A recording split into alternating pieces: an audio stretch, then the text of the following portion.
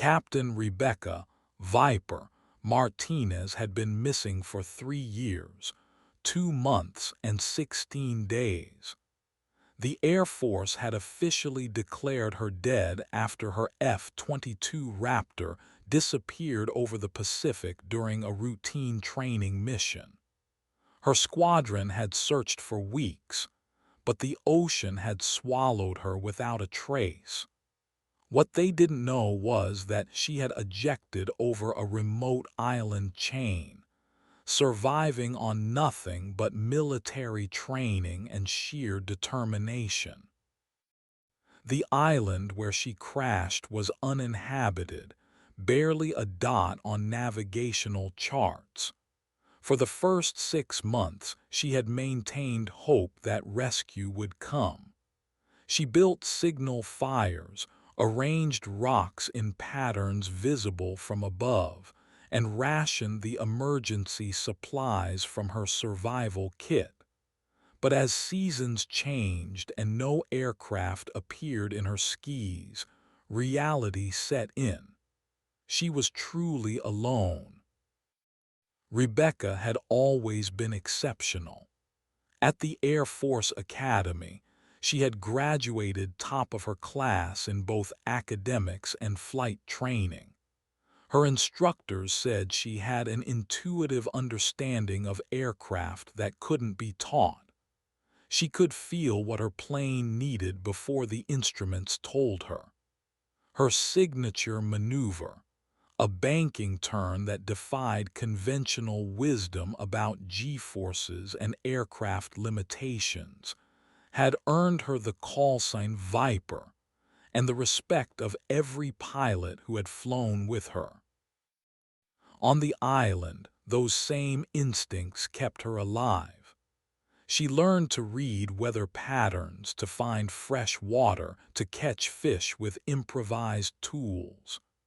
The tropical environment was harsh but manageable for someone with her training. She built shelter, created tools from aircraft debris, and established routines that maintained both her physical and mental health. Every morning, she would perform her pre-flight checks on imaginary aircraft, keeping her skills sharp through muscle memory. The worst part wasn't the isolation or the physical challenges. It was knowing that somewhere her younger brother Danny was probably struggling with addiction again, and she wasn't there to help him. Before her disappearance, she had been his anchor, the one person who could talk him through his darkest moments. The guilt of abandoning him, even involuntarily, ate at her more than hunger or loneliness ever could. By the second year, she had stopped counting days. Instead, she focused on projects. She built a more permanent shelter, created a workshop from salvaged metal, and even attempted to build a radio transmitter from aircraft components. Nothing worked well enough to reach civilization, but the mental challenge kept her sharp. She knew that if she ever made it home, she would need to be the same person who had left, not a broken survivor. The third year brought unexpected visitors. A small research vessel had anchored near the island, and Rebecca had carefully observed the scientists who came ashore. They were studying coral formations and seemed to be part of a legitimate research expedition. She had considered revealing herself, but decided against it. These people had no way to help her return to military service, and she wasn't ready to face the questions about why she had survived when others might not have. Lieutenant Colonel James Hawk Peterson was leading his 6th training mission of the month when the radar contact appeared. His F-35 Lightning II squadron was practicing intercept procedures over the Pacific when an unidentified aircraft appeared on their screens. The signature was strange, too small for a commercial aircraft, but moving with purpose rather than drifting like debris. Control, this is Hawk Lead. We have an unknown contact bearing 270, approximately 40 nautical miles from our position, requesting permission to investigate. The response came back immediately, authorizing the intercept. James had been flying for 15 years and had never encountered anything like this contact. It was moving at subsonic speeds but with flight patterns that seemed almost playful. As his squadron of 4 F-35s approached the contact, James could see it was a small aircraft, possibly experimental or civilian built. The pilot was skilled, maintaining perfect formation discipline despite being surrounded by military fighters. Something about the way the aircraft moved seemed familiar, but he couldn't place it. The turns were precise, economical, and demonstrated a level of skill that impressed even veteran pilots. Unknown aircraft. This is U.S. Air Force Flight Lead. You are flying in restricted airspace. Please identify yourself and state your intentions. The radio crackled with static, but no response came. James tried different frequencies, but the mysterious pilot remained silent. However, the aircraft's behavior suggested the pilot could see them clearly and was deliberately maintaining position. The situation was becoming more intriguing by the minute. The unknown aircraft wasn't trying to flee or acting aggressively. Instead, it seemed to be almost dancing with the F-35s, matching their movements with an elegance that spoke of exceptional piloting skill. James had flown with some of the best pilots in the Air Force, but this level of precision was extraordinary. Hawk 2, are you seeing this flight pattern? James asked his wingman, Captain Susan Rodriguez. She had been flying F-35s for 8 years and had never seen anything like it either. The unknown aircraft was performing maneuvers that seemed impossible for its size and apparent engine configuration. It was as if the pilot knew exactly what the F-35s were going to do before they did it. Then it happened. The unknown aircraft executed a banking turn that made James's blood run cold. The maneuver was perfect, impossibly smooth, and completely distinctive. He had only seen one pilot perform that exact turn, and she had been declared dead 3 years ago. His hands trembled slightly as he keyed the radio. "Viper, is that you?" Rebecca's heart nearly stopped when she heard the call sign she hadn't heard in 3 years. She had been testing her rebuilt aircraft for weeks, using salvaged parts and improvised repairs to create something that could fly. The fuel was a mixture of coconut oil and other organic compounds she had managed to refine. She knew it wouldn't last long, but she had to try. When the F-35s had appeared, she had recognized the squadron markings immediately. These were pilots she had trained with, flown with, and trusted with her life. But she also knew that approaching them directly would create complications she wasn't ready to handle. She had been declared dead, and her return would raise questions she couldn't answer without revealing information that might compromise operational security. The decision to reveal herself through her signature maneuver had been impulsive. She had spent 3 years perfecting that turn in her mind, visualizing the exact pressure needed on the controls, the precise timing of the bank angle. When she executed it in her rebuilt aircraft, it felt like coming home.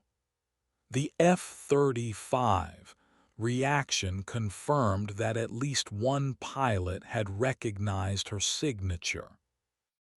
"Hawk Lead this is." She paused, unsure how to identify herself. Her voice was hoarse from disuse, and she hadn't spoken to another human being in over a year. "This is Captain Martinez. I'm alive and I'm coming home." The radio exploded with chatter as 4 pilots tried to process what they were hearing. James's voice cut through the noise with command authority. "All aircraft maintain formation. Viper, we're going to escort you to base. Can you maintain current airspeed and altitude?" "Affirmative, Hawk Lead. But I need to warn you, my aircraft is not exactly regulation. I've been making do with what I had available." Rebecca's voice carried a mixture of relief and apprehension. She had dreamed of this moment for 3 years, but now that it was happening, she realized how much explaining she would have to do. The flight back to base was surreal. Rebecca's improvised aircraft struggled to keep up with the F-35s even at their reduced speed, but she managed to maintain formation. The familiar rhythm of military flying felt both natural and strange after years of solitude. She could see the pilots in the other aircraft looking at her through their canopies, trying to understand what they were seeing. As they approached the base, Rebecca could see the emergency vehicles already positioning themselves on the runway. Someone had clearly called ahead to report that a dead pilot was somehow returning home. She wondered what her commanding officer would say, what questions she would have to answer, and whether she would still have a place in the Air Force after being gone for so long. The landing was rough but successful. Rebecca's aircraft touched down hard, and she could feel the improvised landing gear struggling under the impact. But she was down, she was safe, and she was home. As she taxied to the designated area, she could see dozens of personnel gathering to witness her return. 3 years of isolation were about to end, and she wasn't sure she was ready for the crowds. When she finally shut down the engine and opened the canopy, the first person she saw was James, who had already landed and was running toward her aircraft. Behind him, she could see other familiar faces from her squadron, people who had assumed she was dead. The emotion on their faces was overwhelming, and she felt tears she hadn't allowed herself to shed in years. "Welcome home, Viper," James said as he reached her aircraft. "We have a lot to talk about." Rebecca climbed out of her improvised cockpit and stood on solid ground for the first time in 3 years. The sensation was overwhelming, and she had to steady herself against the aircraft. The tropical island had become home, but this was where she belonged. She was a pilot, a warrior, and she had found her way back to where she could serve her country again. The debriefing process began immediately. Rebecca was taken to a secure facility where intelligence officers, medical personnel, and her commanding officers waited with hundreds of questions. She had prepared for this moment during her long nights on the island, carefully considering what she could and couldn't reveal about her survival. The medical examination revealed that she was in remarkable physical condition despite her ordeal. The island life had kept her strong and healthy, and her mental state was far better than anyone had expected. The psychological evaluation would take longer, but initial assessments suggested that she had coped with isolation better than most people could have managed. Colonel Patricia Hayes, her commanding officer, was the first to conduct a formal interview. "Captain Martinez, I have to tell you that your return raises significant questions about search and rescue procedures. We looked for you for weeks and found nothing. How did you survive, and why didn't you attempt to signal for help?" Rebecca had anticipated this question. "Ma'am, I did attempt to signal for help during the first year. I built signal fires, arranged ground signals, and tried to construct radio equipment from salvaged parts.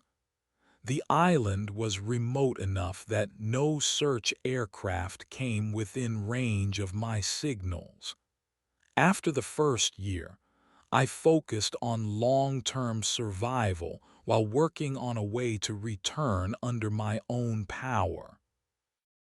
The story she told was carefully edited but essentially truthful.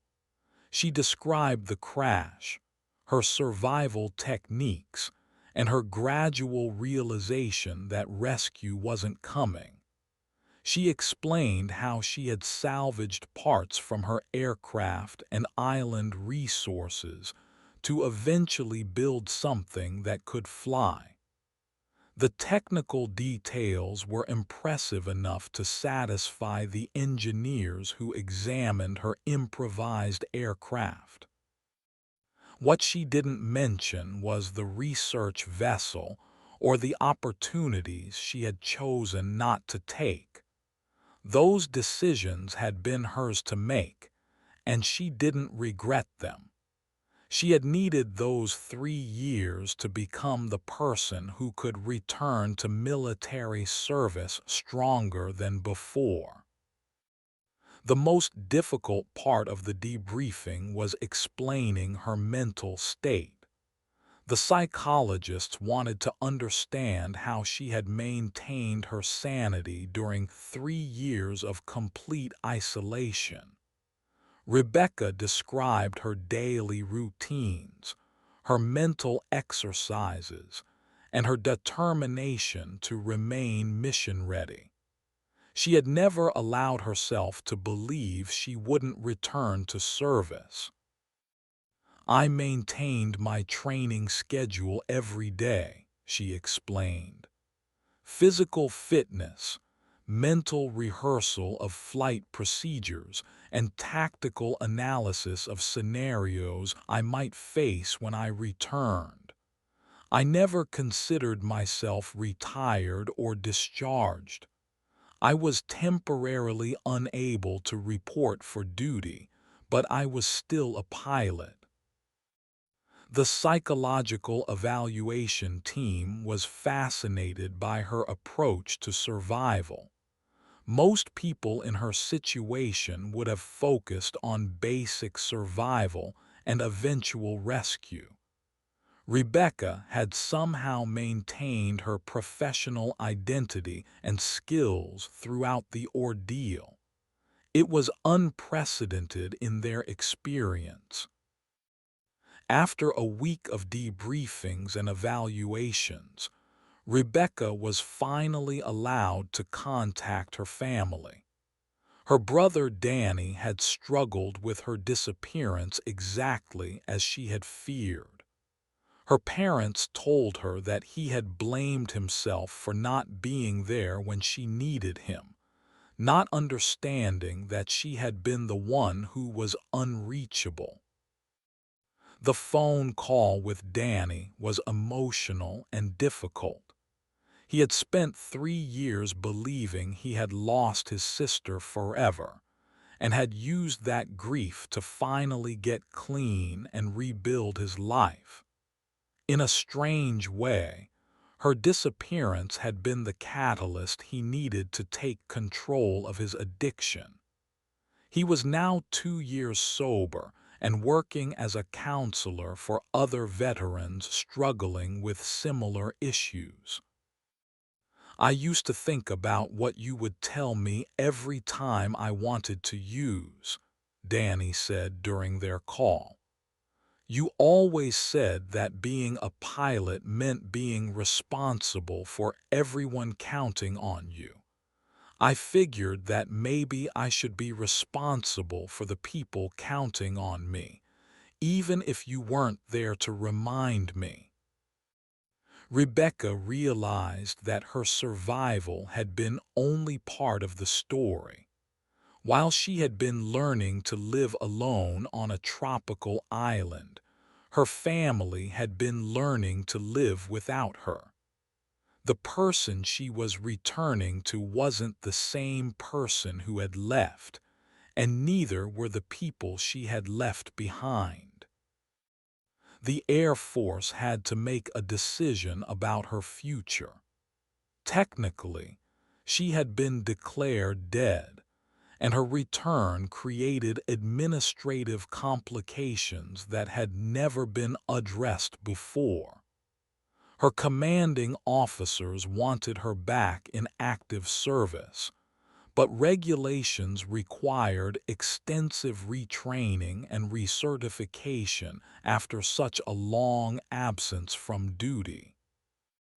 Rebecca embraced the retraining process. She had maintained her skills during her time away, but military technology had advanced, and she needed to learn new systems and procedures. The F-35 Lightning II was different from the F-22 Raptor she had been flying when she disappeared, and she threw herself into mastering the new aircraft with the same intensity she had brought to survival. Her fellow pilots treated her with a mixture of respect and curiosity. She had become something of a legend during her absence, and her return only added to her reputation. The story of her survival and improvised aircraft had spread throughout the base, and everyone wanted to hear first-hand accounts of her experience. James, who had been instrumental in her rescue, became her closest friend during the reintegration process. He had been promoted to squadron commander during her absence, and was now in a position to help guide her return to active duty. Their flying partnership resumed naturally, as if the 3-year gap had never existed. "You're different," he observed during one of their training flights. "Calmer, more focused. Whatever happened to you out there, it changed you in ways that made you an even better pilot." Rebecca considered his words carefully. The island had taught her patience, self-reliance, and the value of careful planning. She had learned to work with limited resources and to find creative solutions to impossible problems. These skills translated directly to military aviation, where adaptability and resourcefulness were essential. Her first official mission after returning to duty was a training exercise designed to test her readiness for combat operations. She was assigned to lead a flight of 4 F-35s in a complex air-to-air combat scenario. The mission would determine whether she was ready to return to full operational status. The exercise went flawlessly. Rebecca's leadership was confident and decisive. Her tactical decisions were sound, and her flying skills were sharper than ever. The years of mental rehearsal had kept her abilities intact, and the problem-solving skills she had developed during survival had enhanced her tactical thinking. After the mission, Colonel Hayes called her into her office for a private meeting. "Captain Martinez, I've been flying for 25 years, and I've never seen anything like what you've accomplished. Most pilots would have been broken by what you went through. Instead, you've come back stronger than ever. I'm recommending you for promotion to major and assignment to our most challenging squadron." Rebecca felt a surge of pride and gratitude. The 3 years of isolation had been the most difficult period of her life, but they had also been transformative. She had learned things about herself and about survival that no training program could have taught her. She was ready to serve her country with skills and perspective that few pilots possessed. The promotion ceremony was attended by pilots from across the base, including many who had participated in the original search for her. James presented her with her new rank insignia, and Colonel Hayes spoke about the extraordinary circumstances of her return to duty. Rebecca felt honored but also humbled by the recognition. In her acceptance speech, she thanked everyone who had supported her return but focused on the lessons she had learned. "Survival isn't just about staying alive," she said. "It's about maintaining your identity and your purpose even when circumstances try to take them away. I never stopped being a pilot, even when I didn't have an aircraft to fly. That's what brought me home." The audience gave her a standing ovation, but Rebecca was already thinking about her next mission. She had been assigned to a squadron that specialized in the most challenging combat operations, and she was eager to prove that her return to duty was just the beginning of the next chapter in her career. Major Rebecca Martinez was back where she belonged, in the cockpit of a fighter aircraft, ready to serve her country with skills forged in isolation and tempered by survival. The island had been her training ground, and now she was ready to apply everything she had learned to the missions that awaited her. Her story became part of Air Force legend, but for Rebecca, it was simply the foundation for whatever challenges lay ahead. She had survived the impossible and returned stronger than ever. Now, she was ready to prove that her 3 years of solitude had been preparation for the most important missions of her career. The F-35s that had once encircled her mysterious aircraft were now under her command, and she was ready to lead them into whatever dangers awaited. Her signature turn had brought her home, but it was her courage, skill, and determination that would define her future service to her country. The missing ace had returned, and the Air Force was better for having her back in the sky where she belonged. Rebecca Martinez was once again where she had always been meant to be, flying high above the earth, protecting the nation she had never stopped serving, even when she was presumed dead. Her journey from missing pilot to returned hero was complete, but her story as a leader and warrior was just beginning.